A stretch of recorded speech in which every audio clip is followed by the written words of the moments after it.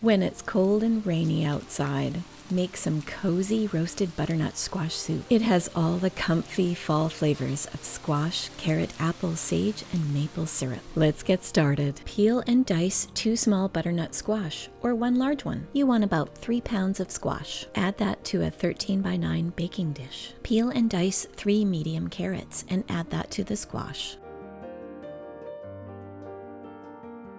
Now this is totally optional, but I'm adding 3 cloves of peeled garlic.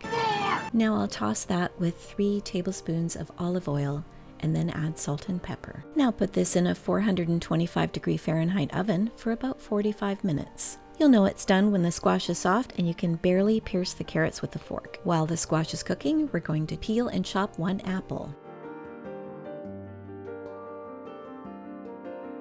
Dice half a large or 1 small onion.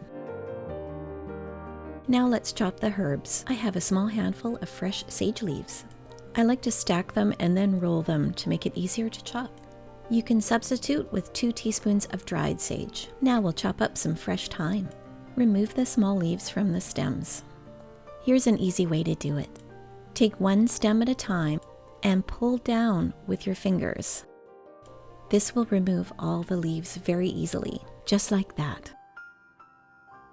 You can substitute 1 teaspoon of dried thyme. Here's a variation for my pumpkin spice friendos. Substitute pumpkin spice for the sage and thyme. You're a genius. Here's a pro tip on storing your fresh herbs. Take a damp paper towel and wrap around the cut ends of the herbs. Then store it in a plastic bag. Leave the bag open on one end for air circulation and store it in the refrigerator. This will keep the herbs fresh for longer. Now let's cook our soup. In a large pot over medium heat, add 3 tablespoons of olive oil. Once that's hot, add the onion and cook for about 10 minutes or until the onions are translucent. When the onion looks like this, add the apple. Stir and cook for a couple of minutes and then add the sage and thyme. By now the squash and carrots should be done, so take them out of the oven and add them to the pot. Carefully, it's very hot. Stir to mix that all together and then add 4 cups of chicken stock. Bring that to a boil and then reduce the heat to a gentle simmer and cook for another 20 minutes. Turn off the heat and add maple syrup. Stir that in very well. The last thing we'll do is blend the soup.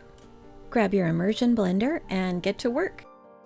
If you don't have one, you can use a regular blender. Just do it in batches. And you're done. This is optional, but you can garnish with a big dollop of Greek yogurt or sour cream. And that's roasted butternut squash soup. Let me know in the comments if you made this recipe and if you liked it. You can find a link to the full printable recipe in the description box below. If you learned anything from this video, please do like and subscribe. It really does help out a small channel. Thanks very much for hanging out with me today, and we'll see you in the next video.